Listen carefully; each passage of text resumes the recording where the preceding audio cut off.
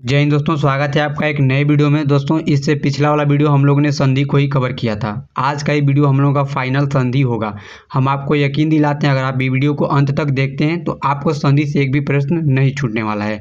दोस्तों, इसमें हम लोग संधि के साथ साथ जो संधि के जो भेद है, माने कौन से भेद में ये आता है, उसको भी कवर करते चलेंगे। ठीक है, आपका 2 से 3 काम इस वीडियो में होने वाला है, इसलिए वीडियो को अंत तक जरूर देखें। संधि कितने प्रकार के होते हैं?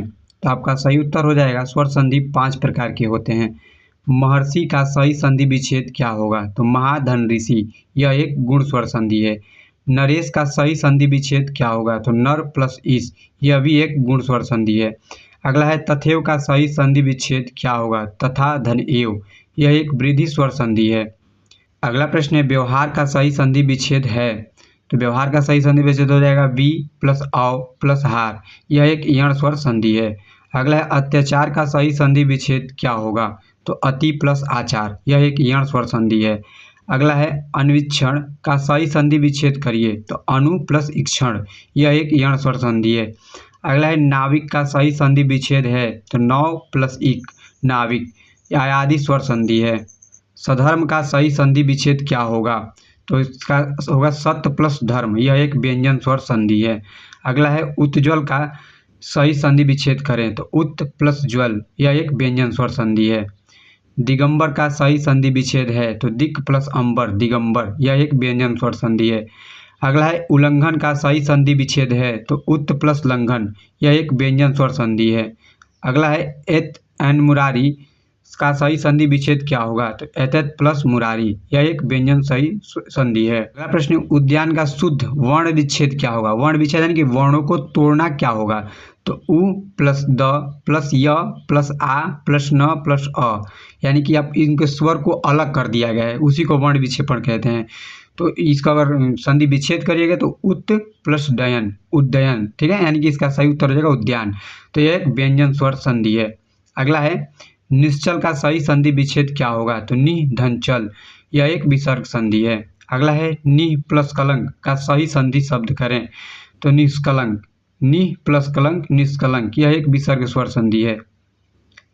अगला है मनोबल का संधि विच्छेद क्या होगा? तो मनः प्लस बल, यह एक विसर्ग संधि है। संधि 3 भेद होते हैं, स्वर संधि, व्यंजन संधि और विसर्ग संधि। गायक का संधि विच्छेद है। तो गौ प्लस अक, गय प्लस अक, यानी कि यह आदि स्वर संधि है। अगला है स्वर संधि के मेल होते हैं। तो स्वरों का जो स्वर संधि है उन्हें स्वरों का मेल होता है। परमार्थ का सही संधि विच्छेद होगा। तो परम धन अर्थ, परमार्थ, ठीक है। अगला है मातृणाम का सही शुद्ध संधि विच्छेद क्या होगा? तो मातृ प्लस ऋणाम, यह दीर्घ स्वर संधि है। पुष्पांजलि का संधि विच्छेद होगा। तो पुष्प प्लस आंजलि, तो इसका दीर्घ स्वर संधि होगा, ठीक है। अगला है विद्या प्लस आलय बराबर विद्यालय शब्द में है, तो दीर्घ स्वर संधि है। अगला है गीतांजलि का सही संधि विच्छेद है। तो गीत प्लस अंजलि, यह एक दीर्घ स्वर संधि है। तथापि शब्द का संधि विच्छेद करें। तो तथा धन अपि, यह एक दीर्घ स्वर संधि है। अगला है लघुर्मी का सही संधि विच्छेद क्या होगा? दोस्तों, ये आपके एग्जाम की दृष्टि से काफ़ी इंपॉर्टेंट क्वेश्चन है। तो लघुर्मी का सही संधि विच्छेद होगा लघु प्लस उर्मी, ठीक है, यह एक दीर्घ स्वर संधि है। जिसमें अगला है विद्यार्थी का उदाहरण है। तो विद्या धन अर्थी, यह एक दीर्घ स्वर संधि का उदाहरण है, ठीक है। अन्यान्य शब्द का संधि विच्छेद करें। तो अन्य प्लस अन्य मिलकर अन्यान्य शब्द का निर्माण होता है, तो यह एक दीर्घ स्वर संधि होता है। अगला है संग्रहालय का सही संधि विच्छेद करें। तो सम प्लस ग्रह प्लस आलय, समग्रहालय, ठीक है, तो इसका दीर्घ स्वर संधि हो जाएगा। अगला है गुड़ा केश का संधि विच्छेद करें। तो गुड़ा का धन इस, गुड़ा का धन इस, गुड़ा केश, ठीक है, अब इसका हो जाएगा गुण स्वर संधि। अगला है समुद्रोर्मी का सही संधि विच्छेद करें। तो समुद्र प्लस उर्मी, तो समुद्र में, ठीक है, तो यह गुण स्वर संधि हो जाएगा। महर्मी का संधि विच्छेद करें। तो महाधन उर्मी, यह एक गुण स्वर संधि हो जाएगा। मृगेंद्र का सही संधि विच्छेद होगा। तो मृग प्लस इंद्र, ठीक है, यह एक गुण स्वर संधि हो जाएगा। अगला है सदैव का संधि विच्छेद करें। तो सदा धन एव, यह एक वृद्धि संधि है। अगला है महाऔषध शब्द का संधि विच्छेद कीजिए। तो महा धन औषध, वृद्धि स्वर संधि है। दोस्तों, अगर आप मैराथन क्लास करना चाहते हैं स्पीडी का, लूसेंट का, तो आप नीचे कमेंट में बताएं। आपको बहुत जल्द मैराथन क्लासेस मिलने वाली है, सारे चैप्टर बाई चैप्टर का, ठीक है। अगला है प्रति प्लस आघात। प्रति प्लस आघात का संधि रूप क्या होगा? तो प्रत्याघात होगा, और यह एक यण संधि है।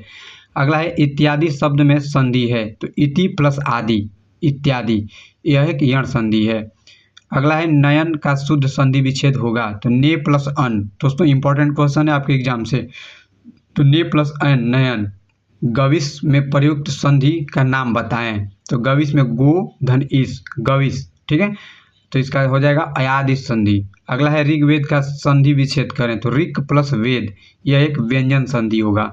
अगला है तत्क्षरण का सही संधि विच्छेद होगा, तो तत् प्लस क्षरण, तत्क्षरण, तो यह एक व्यंजन संधि होगा। उत्त प्लस ज्वल, उज्ज्वल, तो इसका सही संधि विच्छेद हो जाएगा उज्ज्वल, यानी कि सही संधि हो जाएगा उज्ज्वल।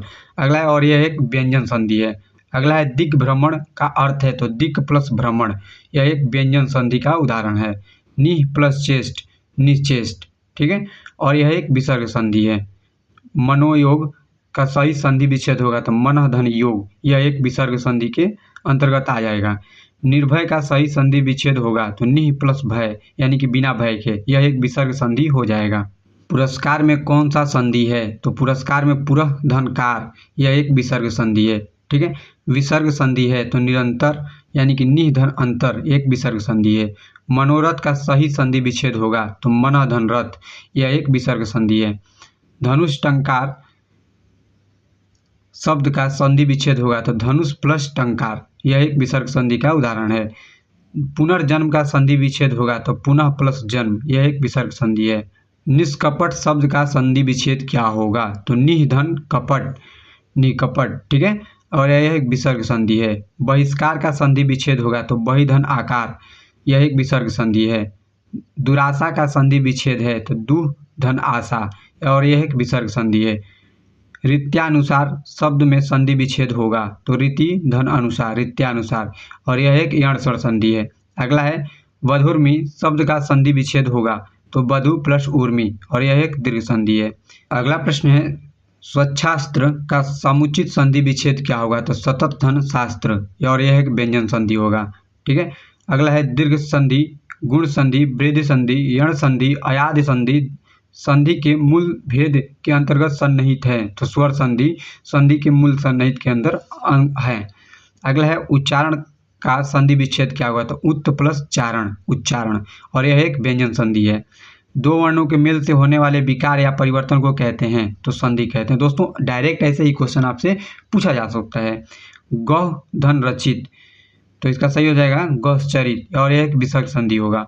अगला है निर्धन का सही संधि होगा, तो यह एक विसर्ग संधि है निर्धन, और इसका संधि विच्छेद हो जाएगा निधन, निह प्लस धन, निर्धन। पवन का संधि विच्छेद होगा, तो पो प्लस अन, अयादि संधि, ठीक है।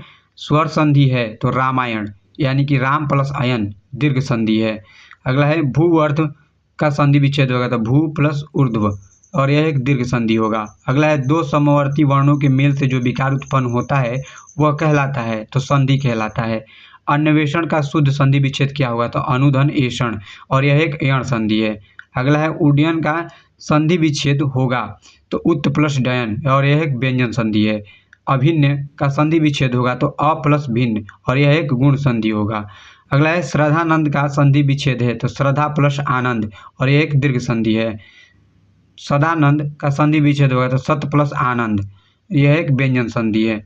तो दोस्तों उम्मीद करते हैं आपको संधि से संबंधित सारे डाउट क्लियर हो गए हैं। किस टॉपिक पे अगला मैराथन चाहते हैं नीचे कमेंट में जरूर बताएं अपनी राय। मिलते हैं अगली वीडियो में। जय हिंद।